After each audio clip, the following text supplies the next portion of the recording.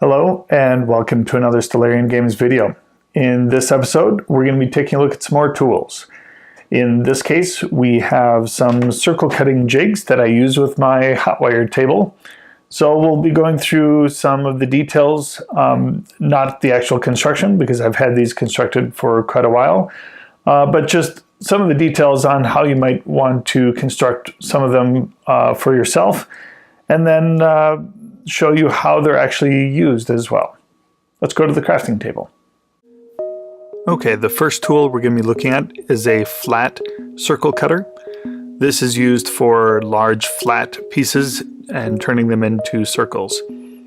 It consists of a masonite board with a spike sticking through it, and that spike is basically an upholstery tack, a flat upholstery tack that is countersunk into the masonite board and then glued into place.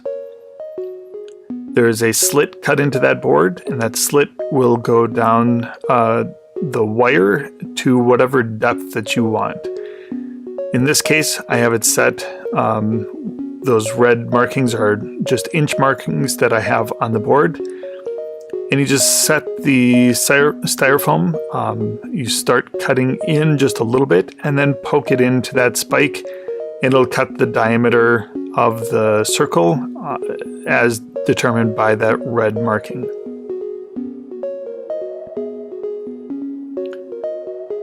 You want to draw the circle smoothly through the wire, and as you approach the end, you can see I'm getting ready to turn it off, so that I turn it off right as I get to the end so that it doesn't burn any more into the circle as it sits waiting, and I try to keep it moving a little bit so that it wouldn't leave as much of a mark. There's always a mark where you cut in, but trying to minimize that as much as possible. So that cuts a nice flat circle.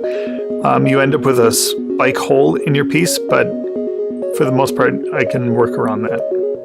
The next piece is a column cutter. This one is a little bit different in that it has a raising bed, and that bed has spikes on both the top and the bottom, and it lifts on those shafts. Those shafts are leftover lamp poles. You just want to make sure that those spikes are as close in alignment as possible so that it forms the pivot point for your column.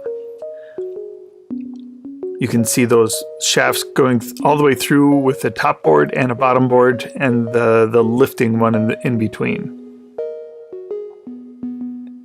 Those nails are just pre-drilled through. When I was cutting them, I put the two boards together and drilled all the way through, and then put in the nails. Just take a skinny piece of styrofoam, put it as close to center as you can so that you can cut it however far you want.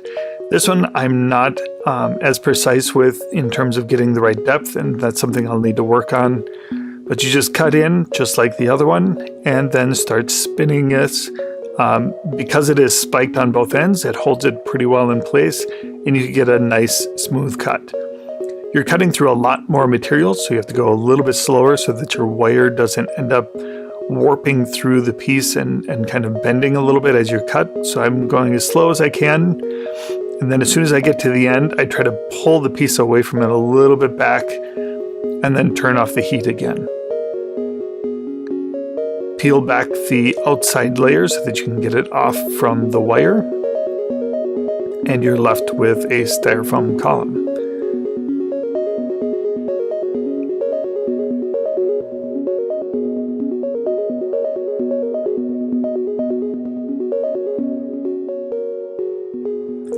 Thank you for watching, and I hope you enjoyed this video. If you did, please hit the subscribe button and the like button down below.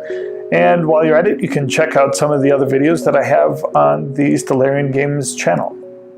Thank you, and hope to see you again next time.